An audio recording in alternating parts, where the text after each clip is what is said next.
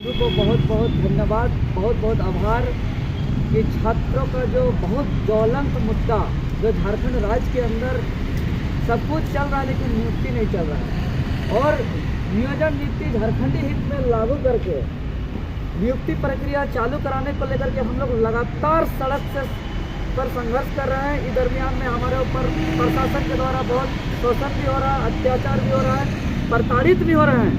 लेकिन वर्तमान हेमंत सोरेन की सरकार छात्रों के दुख, तकलीफ, पीड़ा, दर्द को लेकर के बिल्कुल ही सीरियस नहीं रहा। अंततः झारखंड राज्य की बेरोजगारी एक ऐसा विकराल रूप ले लिया, एक ऐसा भयंकर रूप ले लिया कि वर्तमान परिस्थिति ऐसा हो गया कि यहाँ की हेमंत सोरेन की सरकार मीडिया के समक्ष ओपन कैमरा में बोलने लायक नहीं रहा।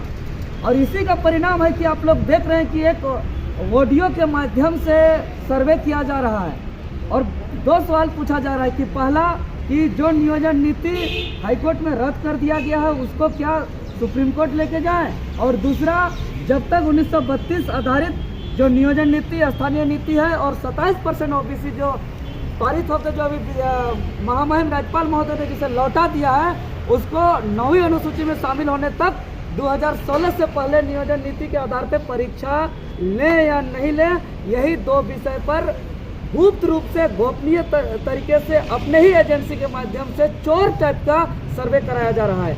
हम तर्क के आधार पर बोलेंगे कि ये जो मात्र दो विकल्प दिया गया है इसके अलावा और कोई विकल्प नहीं दिया गया है और दोनों विकल्प जो है कि झारखंड में नहीं चल सकता है। और संवैधानिक जो नियोजन नीति था वो ऑलरेडी हाईकोर्ट से जब रद्द हो चुका तो उसका तो सुप्रीम कोर्ट जाने का कोई औचित्य ही नहीं है। इसका सर्वे कराना मूर्खता है। जब प्रथम दृष्टया ही माननीय चीफ जस्टिस महोदय ने बता दिया था कि ये असंवैधानिक है, आर्टिकल 14 और 16 का वायलेशन है, उसके बावजूद हमारा 3 साल बर्बाद किया गया और हमारा झारखंडियों का 4 से 5 करोड़ रुपया अपने दोस्तों का पॉकेट भरने के लिए जो दिल्ली से बड़े बड़े वकीलों को बुला करके पैसा बर्बाद करने का काम किया गया, तो उसको सुप्रीम कोर्ट जाने का कोई मतलब नहीं है। दूसरा, ये सरकार का घोषणा पत्र में बोला गया था कि बदलो सरकार पाओ अधिकार, और बोला था कि पहला सत्र में 27% आरक्षण को पारित करके खतियान आधारित नियोजन नीति पारित करके जो है कि 5 लाख नौकरी देंगे, और अभी एक नीति नहीं बना पाए और अभी कह रहे हैं बड़ा मैंने गोपनीय तरीके से कि अगर जब तक लागू नहीं होता है 9वीं अनुसूची में तब तक हम 2016 से पहले का नियोजन के आधार पर करेंगे। हाय रे हाय मुख्यमंत्री, शर्म आना चाहिए। 2016 से पहले का नियोजन नीति का नाम लेने को लेकर के 2016 का नियोजन नीति क्या है?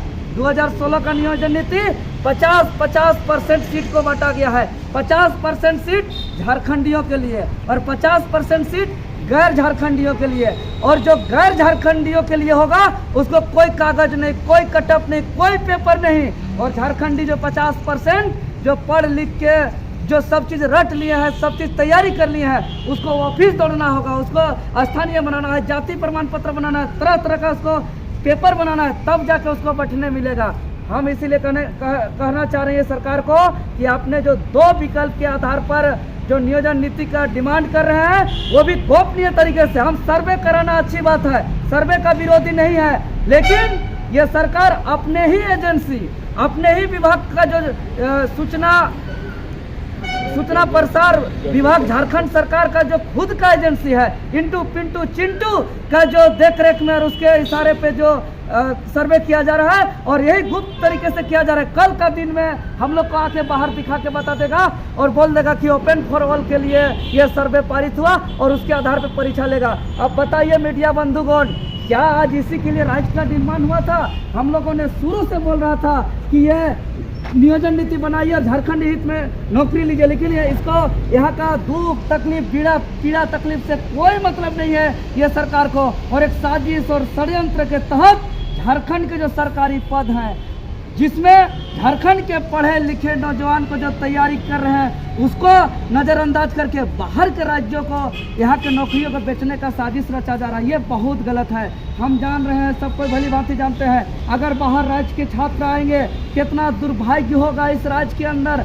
बाहर राज्य के आएंगे तो सेटिंग गेटिंग होगा। अब तमाम हम प्रैक्टिकली आधार पे बोलते हैं। कोई भी हम लोग को एक पढ़ने वाले छात्र हैं, हम लोग को राजनीतिक से कोई मतलब नहीं है। हम लोग दिल से चाहते हैं परीक्षा हो, लेकिन हम लोग जरूर एक इच्छा रखते हैं कि चूँकि देश 28 राज्यों का संघ है और 28 राज्यों में अपने अपने राज्यों में अपने अपने राज्य के छात्रों के लिए नौकरी का प्रावधान है। संविधान का आर्टिकल 371 के तहत गुजरात गुजरातियों के लिए है, महाराष्ट्र मराठियों के लिए है। 371 का ए जो है कि मणिपुर वालों के लिए है। 371 का बी असम वालों के लिए है। 371 का सी नागालैंड नागाओं के लिए है और 371 का डी आंध्र प्रदेश वालों के लिए है। तो झारखंड में ही क्यों जो है कि तरह तरह का गोपनीय रूप से इंटू पिंटू चिंटू के द्वारा बार बार जो है कि अपना गोपनीय चोर टाइप से क्यों सर्वे कराया जा रहा है? अगर सर्वे कराना है तो आप इंडिपेंडेंट बॉडी से कराइए। जिस प्रकार चुनाव अभी कराया जा रहा है रामगढ़ में एक स्वतंत्र बॉडी निर्वाचन आयोग के द्वारा, उसी प्रकार कोई स्वतंत्र बॉडी से कराइए। अगर आप नहीं कराना चाहते हैं तो झारखंड के छात्रों को और 2016 से पहले नियोजन नीति लाइएगा और झारखंडी छात्रों को दरकिनार करके बाहर राज्यों के छात्रों को नौकरी देने का प्रयास कीजिएगा। तो हम गोड़ लगते हैं, ऐसा हम लोग इसको कतई स्वीकार नहीं करेंगे। हम लोग अपना जान दे देंगे, हम लोग अपना कुर्बानी हो जाएंगे, खून बहा देंगे, लेकिन हम लोग ऐसा स्वीकार नहीं करेंगे। अगर आपको बहुत डिफिकल्ट लगता है महोदय नियोजन नीति बनाना, तो आपके कैमरे के माध्यम से हम बता देना चाहते हैं बहुत आसान है। हम दुनिया का नियोजन नीति के बारे में बात नहीं करेंगे। ये झारखंड राज्य जो है कि ये बिहार के गर्भ से जन्म हुआ है और 2000 पहले से जो नियोजन नीति लागू था वही नियोजन नीति का बात करेंगे जो 3 मार्च 1982 से बिहार राज्य में लागू हुआ है। और बिहार राज्य का जो नियुक्ति होता है, कहीं पे कोई हाई कोर्ट नहीं होता है, कोई सुप्रीम कोर्ट नहीं होता है, कोई कट कचहरी नहीं होता है। हर साल वहाँ बीपीएससी हो रहा है, हर विभाग में धड़ल्ले से परीक्षा हो रहा है, सबको रोजगार मिल रहा है और बिहार में बिहारियों को मिल रहा है। और ये लेटर आज आप लोग के सामने हम पूरी तरह रखना चाहेंगे। ये लेटर ये स्पष्ट रूप से कहता है, आप लोग देख सकते हैं, ये 3 मार्च 1982 का लेटर है जो बिहार में जो स्थानीय नियोजन नीति लागू है। इसमें स्पष्ट रूप से कहता है, हम थोड़ा समय लेते हुए, चूंकि ये नियोजन का मामला राज्य के अंदर बहुत गंभीर है, इसमें स्पष्ट रूप से ये कहता है